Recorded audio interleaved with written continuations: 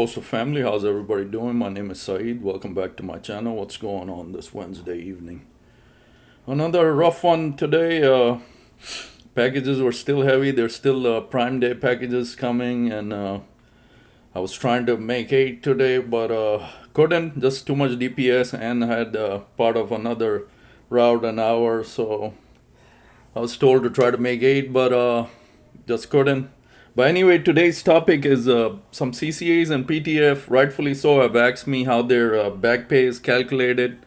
Not just CCAs, that's all of us. We want to calculate how our back pay, how much we're gonna get. We want to get to the bottom dollar amount. We want some kind of general figure, what kind of check we're gonna get. So it's a very decent question. I want to get to all the break it down, how it's calculated, what different factors take place. So that's the topic today. But first, if you're new to the channel, my name is Saeed. Postal content is what I do. I love to do postal content. Thanks so much for all the support I get. All of y'all in the comments, everything, different communication. I really appreciative of all you guys. The good, the bad, everything. At least you taking your time to put a comment on there and talking to me. I appreciate that so much. And first and foremost, everything I say on here is from my views, my experiences, my research. I don't speak on behalf of Post Office, USPS. Never do none of my videos. It's strictly from my experiences and, like I said, my research. So that's the topic today of the back pay. Again, thank you guys, everything, throwing some questions at me. I love answering every questions, everything I can to the best of my ability, best of my knowledge. If I said something wrong and it's later to be different, my bad. I have different sources, so what they tell me, so that's what I pass on. Now, if post office changes certain things, my bad. Like somebody was mentioning the 3 paychecks in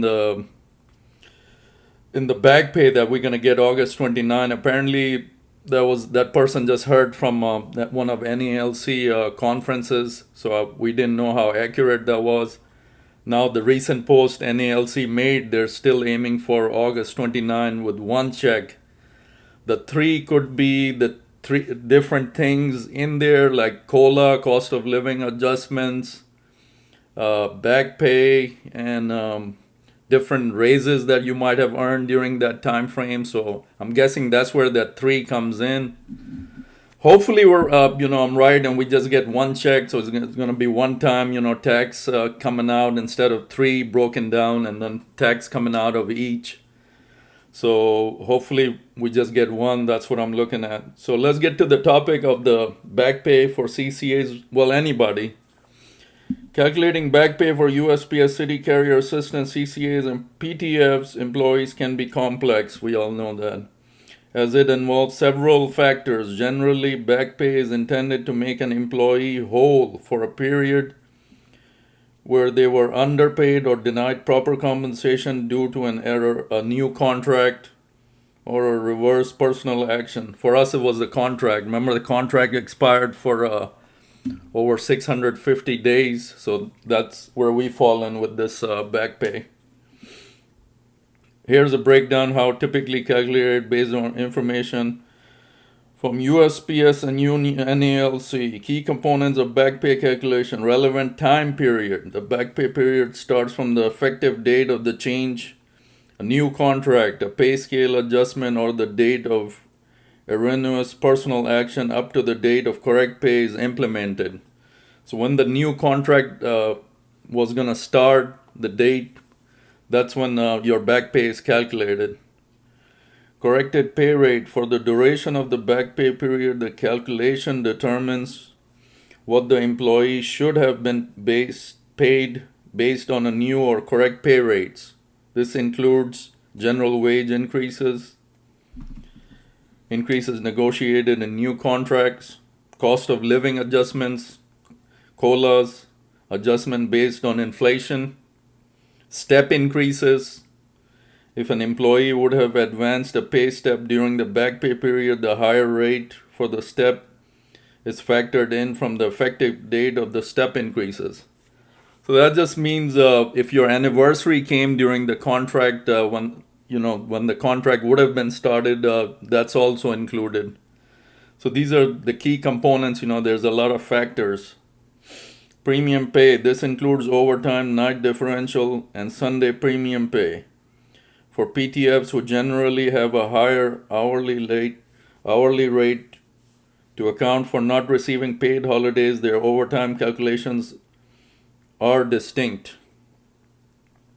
Changes in pay rate or salary schedule. Any other adjustments to the pay tables that should have been applied.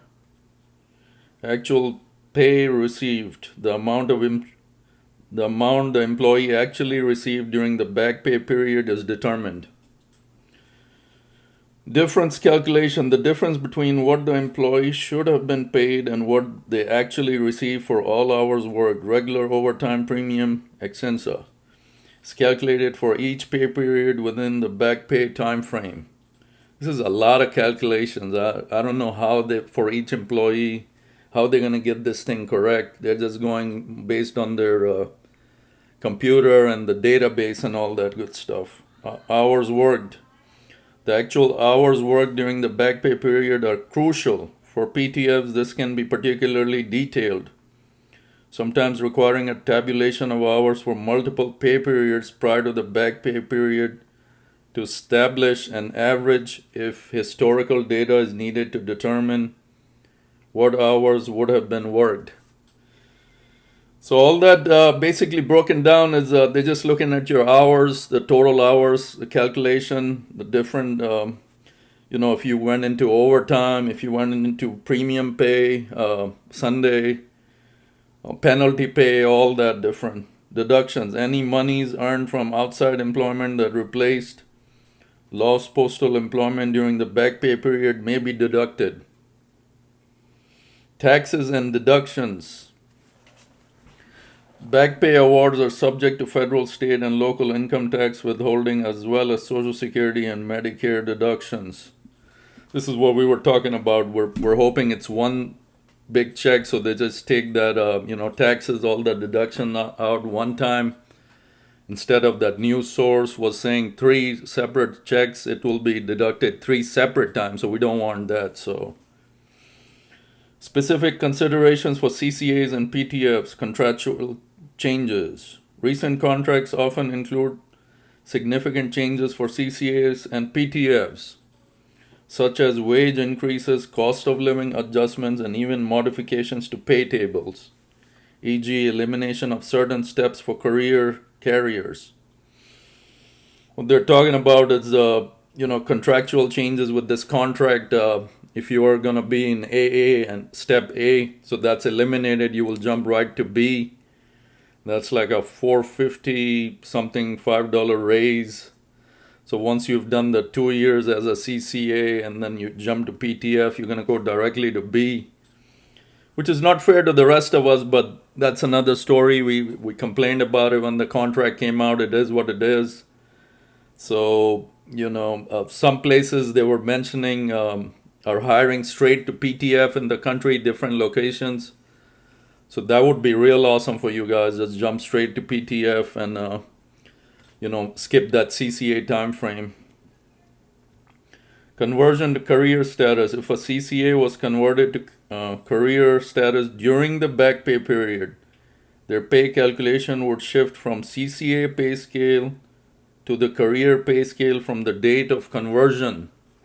And this is some serious calculations being made, man. All these different variants. So when the contract was in negotiations, if you turned into career during that time frame, they got to calculate all that too, so that your new career pay scale would be calculated. PTF holiday pay. PTFs typically have a higher hourly rate to compensate for not receiving paid holidays directly. So their PTF's base pay is higher because they don't get paid holidays. I can never figure that one out for PTFs. This is accounted for their regular hourly rate, and back pay calculations will reflect this inherent difference compared to full-time regular carriers. Individualized calculations. Back pay is highly individualized. It depends on the specific hours an employee worked, their pay steps, and any other unique circumstances during the back pay period. Union resources often provide calculators or estimates, but the official calculation is done by USPS. So no matter how much we try, we cannot get an exact figure. There's, like I said, I'm going through the different factors that take place. So, that's, it's kind of hard to calculate or even get a rough figure amount. How it's processed. USPS typically uses internal systems and forms like PS Form 8038, 8039 to tabulate and process back pay. The local official provides detailed information on hours, pay rates, any other relevant changes, while the employee may need to provide statements regarding outside earnings. So, final summary. Back pay for USPS CCAs and PTFs is a detailed process that involves comparing actual pay to what should have been paid, accounting for all contractual increases, step advancements, and premium pay over a retroactive period. So all your back pay goes retroactive to when the contract started. And so different factors. I hope this answers your questions. Some PTFs and CCAs had concerns. I mean, this goes for all carriers. This is how it's calculated. And we really can get a exact or even rough figure amount as to how much that check on August 29 will be. But I can't say it's not going to be nothing small. I'm guessing it's 600 some odd days, 650 days. They're going back to when the contract would have been started. So that's that should be a decent check. I mean, after all the taxes and all the deductions, we'll see. Like I said, getting a rough figure amount is really tough right now for any position. So again, hope that answers you guys' specific questions as to how you calculate. It's really rough. It's nothing easy. There's a lot of factors go into it. So that's today's video. I just want to answer this CCAs and PTFs question. Well, all the carrier receivers, we want to know. So it was a good question and good deal. I hope I answered all of y'all. Other than that, everything is good. Our new Postmaster General Steiner, I think his last name is Mr. Steiner, has been sworn in. There was nothing in the media that I could get a hold of. It was done secretly or something. Nothing, not even an article, nothing. It just said Steiner was sworn in. That's it, in DC. He's got the new seat over there, so God help us. We'll see what this guy presents to Congress. If anything comes out, any article on him, you can be sure I'll have it here to share with you guys. Anyway, that's it for today. Hope everybody's good. Stay hydrated out there, guys, and always watch your surroundings. Stay safe, and that's it. Mailman Saeed out. We'll see you on the next take. Have a good day, guys.